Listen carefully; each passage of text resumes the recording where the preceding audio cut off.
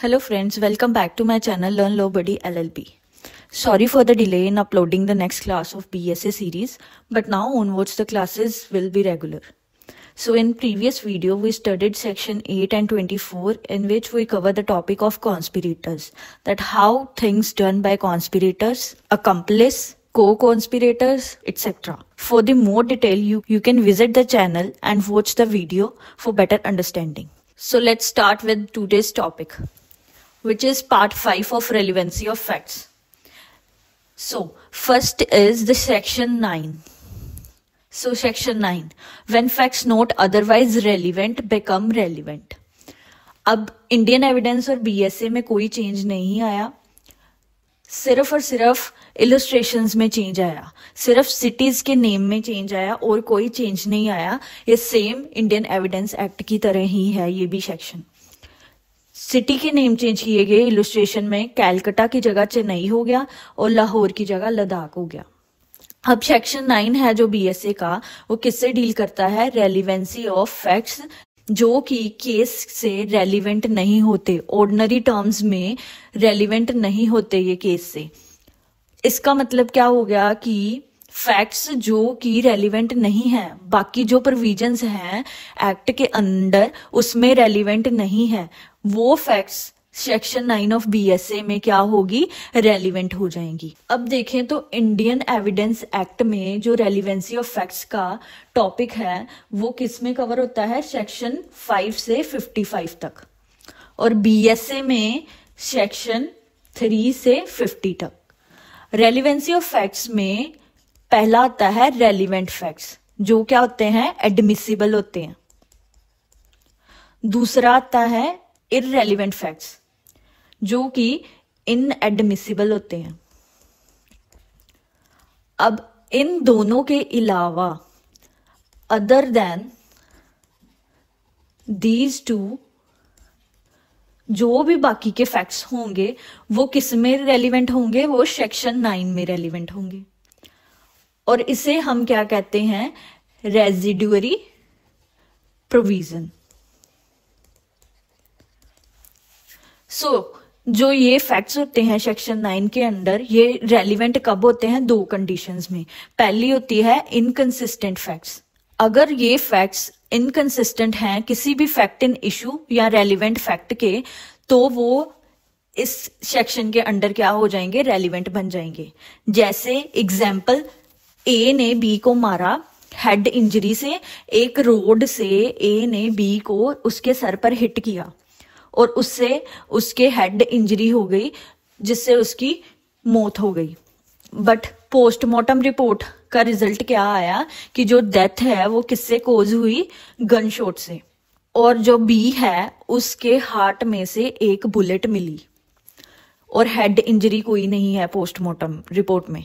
अब क्या हो गया कि एक फैक्ट क्या हो गया? फैक्ट 1 हो गया कि ए ने बी को मारा हेड इंजरी से. अब फैक्ट 2 क्या हो गया कि जो पोस्टमार्टम रिपोर्ट है उसमें क्या आ गया? पहला आ गया कि हार्ट, जो बी का हार्ट है उसमें से बुलेट मिली. दूसरा आ गया कोई हेड इंजरी नहीं है. तो ये जो फैक्ट है, ये दोनों फैक्ट्स हैं वो क्या हुए? इनकंसिस्टेंट हुए पहले फैक्ट से. तो ये दोनों फैक्ट्स क्या होंगे? सेक्शन 9 ऑफ बीएसए में रेलिवेंट हो जाएंगे. ठीक है. नेक्स्ट पॉइंट आता है test of probability. Test of probability जो है वो दो टाइप्स का होता है. एक होता है हाईली प्रोबेबल और दूसरा होता है इम्प्रोबेबल. अब जो फैक्ट्स खुद या किसी और फैक्ट के कनेक्शंस में आकर वो एग्जिस्टेंस या नॉन एग्जिस्टेंस किसी फैक्ट इन इशू या रेलिवेंट फैक्ट की हाईली प्रोबेबल करते हैं या इम्प्रोबेबल होती है, वो फैक्ट्स सेक्शन 9 के अंडर रेलिवेंट हो जाते हैं. अब हाईली प्रोबेबल कैसे हो गया कि फैक्ट है कि ए ने बी को मारा बाय गन शॉट और गन के ऊपर ए के फिंगरप्रिंट्स भी हैं. तो ये क्या हो गया, ये हाईली प्रोबेबल हो गया कि इसकी प्रोबेबिलिटी बनती है कि ए ने बी को मारा है, क्योंकि गन के ऊपर ए के फिंगरप्रिंट्स मिले हैं। और दूसरी साइड पे अदर फैक्ट क्या बोलता है कि ए के हाथ नहीं है। अगर ए के हाथ नहीं है तो वो गन कैसे चलाएगा। ये फैक्ट क्या हो गया, ये पहले वाले फैक्ट के इनकंसिस्टेंट हो गया। और इससे क्या होता है कि जो फैक्ट इन इशू है कि ए ने बी को मारा गन शॉट से, वो क्या हो गया, वो इम्प्रॉबेबल हो गया। और ये क्या हो गया, ये रेलिवेंट हो गए under section 9 of BSA. Next इसी के अंडर आ जाता है प्ली ऑफ एलिबाई। अब प्ली क्या होता है, डिफेंस, और एलिबाई क्या होता है, एल्स वेयर। लेटिन वर्ड है एलिबाई, जिसका मतलब होता है एल्सवेयर या समवेयर एल्स। ये जो प्ली होती है, ये डिफेंस होता है जो वो यूज करता है, कौन, एक्यूज्ड करता है as a defence in criminal proceedings. Criminal proceedings में एक्यूज्ड इसको एज अ डिफेंस यूज करता है। ये एक बेस्ट एविडेंस होता है जो कि एक एक्यूज्ड की इनोसेंस जो है उसको प्रूव करता है। जब भी प्ली ऑफ एलिबाई रेज की जाती है एक्यूज्ड के द्वारा, इसका मतलब क्या होता है कि एक्यूज्ड जो है वो कोर्ट को कन्विंस करने की कोशिश करता है कि वो जिस समय क्राइम हुआ है उस समय पे वो क्राइम सीन पे मौजूद नहीं था, वो किसी और जगह पे मौजूद था। इसको हम कहते हैं प्ली ऑफ एलिबाई। अब इसकी एग्जाम्पल देखते हैं। एग्जाम्पल क्या है, ए जो है वो एक शॉपकीपर है, उस पे इल्जाम लगा कि उसने थेफ्ट की है एक ज्वेलरी स्टोर में मुंबई में। और जो प्रोसिक्यूशन है वो क्या क्लेम करता है कि ए जो है वो स्टोर में प्रेजेंट था जबकि चोरी हुई। और इसके बदले में ए क्या करता है, ए ने एलिबाई डिफेंस लिया, प्ली ऑफ एलिबाई ली, और उसमें उसने क्या बोला कि वो कहीं और पे था जब ये क्राइम अकर हुआ।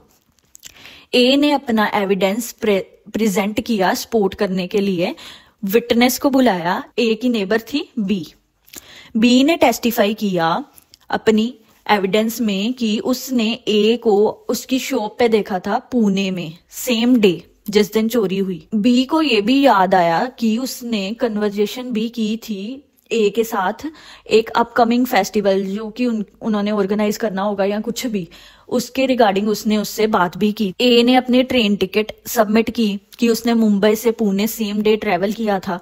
टिकट भी इंडिकेट यही कर रही है कि उसने 9 AM पे बोर्ड किया था ट्रेन पे और पुणे में 12:30 PM पे वो पहुंचा। ए के मोबाइल रिकॉर्ड्स भी यही रिवील कर रहे हैं कि उसने पुणे से कई कॉल्स की हैं जिस टाइम पे चोरी हुई थी उसी टाइम पे। अब जो डिफेंस है वो क्या आर्ग्यू करता है कि ये इम्प्रॉबेबल है कि ए जो है उसने थेफ्ट कमिट किया है मुंबई में जबकि वो पुणे में फिजिकली प्रेजेंट था। अब यहाँ पे क्या हुआ कि ए जो है वो प्लीड कर रहा है एलिबाई कि वो किसी और जगह पे मौजूद था जबकि क्राइम हुआ। इस केस में जो प्ली ऑफ एलिबाई है वो क्रूशियल हो गई ए के डिफेंस के लिए। क्यों? क्योंकि ये चैलेंज करती है प्रोसिक्यूशन के क्लेम को कि वो, प्रोसिक्यूशन का क्लेम क्या था कि वो सीन ऑफ क्राइम पे प्रेजेंट था उस टाइम पे।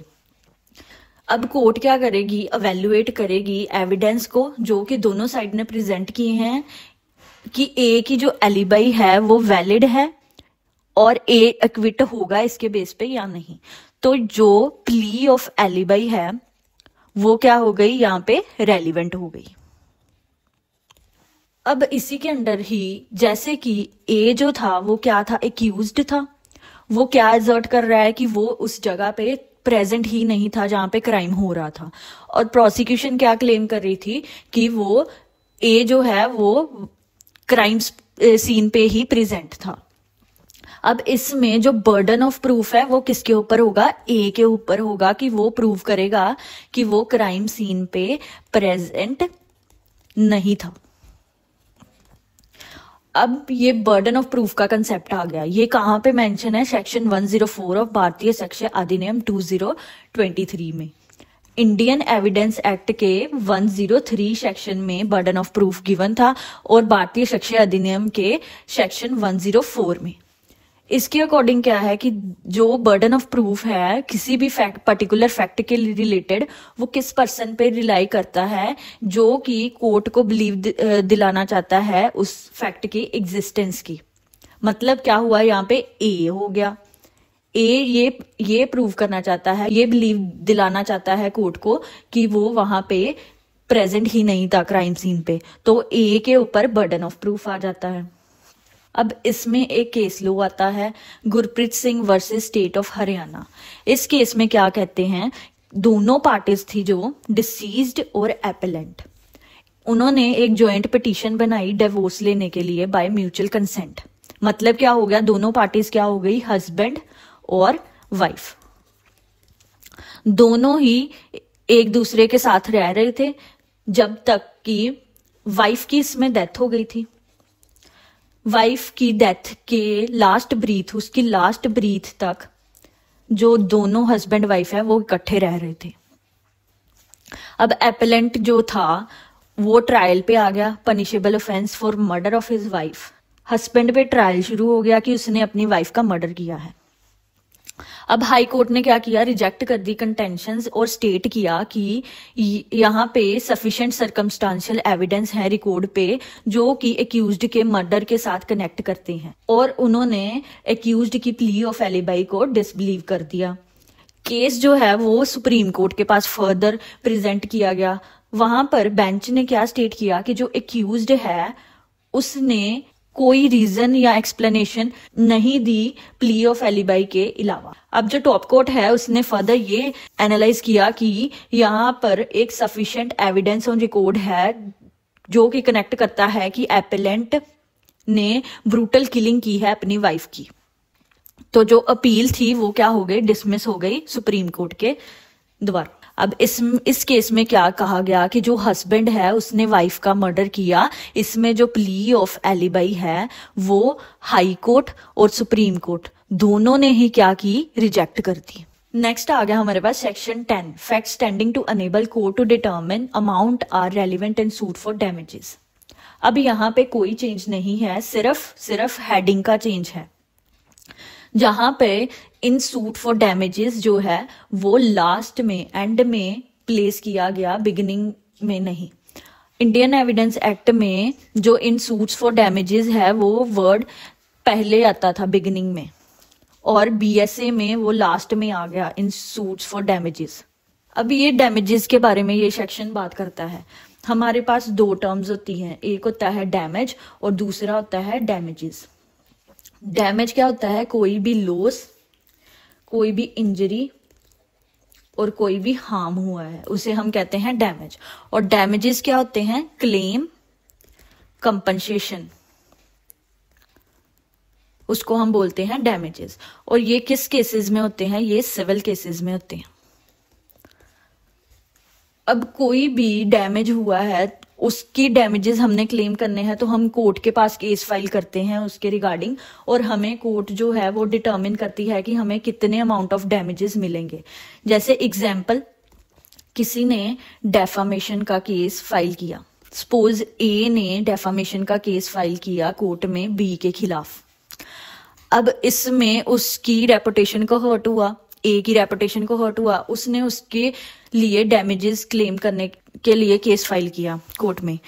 अब जो कोर्ट है वो डिटरमिन करेगी कि कितनी रेपुटेशन को किस हद तक डैमेज हुआ है, उसको कंसिडर करके ही जो कोर्ट है वो अमाउंट डैमेजेस की अवॉर्ड करेगी। वो बताएगी कि इतनी अमाउंट ऑफ डैमेजेस ही वो जो ए है वो क्लेम कर सकता है। अब एग्जाम्पल एक और लेते हैं कि अगर राजेश जो है वो इंजर हो गया एक कार एक्सीडेंट में जो कि सुरेश की नेग्लिजेंस के कारण हुआ। राजेश ने क्या किया, एक लॉ सूट फाइल किया डैमेजेस क्लेम करने के लिए सुरेश से। इस केस में क्या होगा, कोई भी इंफॉर्मेशन है इसके रिलेटेड वो क्या करेगी, वो हेल्प करेगी कोर्ट को डिटरमिन करने में कि कितने पैसे जो हैं वो राजेश को मिलने चाहिए एज अ डैमेजेस। तो कोई भी इंफॉर्मेशन जो कि बताती है कि कितनी अमाउंट है जो कि रेलिवेंट है किसी को देने के लिए, वो फैक्ट्स क्या होते हैं, रेलिवेंट होते हैं इस सेक्शन में। नेक्स्ट हमारे पास आ गया section 11, facts relevant when right और कस्टम इज इन क्वेश्चन। अब हमारे पास बीएसए में इस सेक्शन का भी कोई चेंज नहीं है। सेक्शन 11 है जो बीएसए का, वो किससे डील करता है, वो वाले फैक्ट से डील करता है जो कि रेलिवेंट है जब हम डिटर्मिन करते हैं किसी भी राइट और कस्टम की एग्जिस्टेंस को। ये 2 टाइप्स के होते हैं फैक्ट्स। पहला आ गया transactions related to the right और कस्टम। ट्रांजैक्शंस आ गया पहला। ये क्या होता है, कोई भी एक्शन जिससे जो राइट और कस्टम है वो क्रिएट किए गए, मॉडिफाई किए गए, डिनाई किए गए और डिस्प्यूट हुआ उनके ऊपर। जैसे एग्जांपल लेते हैं, पहले एक सती प्रथा होती थी। उसमें क्या होता था कि जब भी किसी हस्बैंड की डेथ होती थी तो वाइफ को भी साथ में जिंदा जला दिया जाता था। आगे जाकर क्या हुआ, इस प्रथा को खत्म कर दिया गया। मतलब कि जो राइट और कस्टम ट्रेडिशन हो गया, ये पहले से चला आ रहा था, इसको हमने क्या कर दिया, खत्म कर दिया। सेकंड पॉइंट आता है पर्टिकुलर इंस्टांसेस ऑफ क्लेमिंग और एक्सरसाइजिंग द राइट और कस्टम। मतलब क्या आ गया, पर्टिकुलर इवेंट्स। पर्टिकुलर इवेंट्स जहां पे जो राइट्स और कस्टम्स हैं वो क्लेम किए गए, रिकॉग्नाइज किए गए, एक्सरसाइज किए गए और डिस्प्यूट भी किए गए। मतलब इसमें क्या आ गया, कोई पर्टिकुलर इवेंट। ये क्या करते हैं, अब ये हेल्प करते हैं हिस्टोरिकल राइट्स को एस्टेब्लिश करने में। किसके बेस्ड ऑन पास्ट कंडक्ट, जो पास्ट में होता आया है। ये क्या करते हैं, ये कोर्ट को इंश्योर करते हैं कि कस्टमरी प्रैक्टिसेस हैं जो सोसाइटी में वो कंसिडर किए जाएं। ये फ्रॉडुलेंट क्लेम्स होते हैं, उनको क्या करते हैं, प्रिवेंट करते हैं। अब इसकी एक एग्जांपल लेते हैं। क्या आ गया, एक लैंड ओनरशिप डिस्प्यूट है।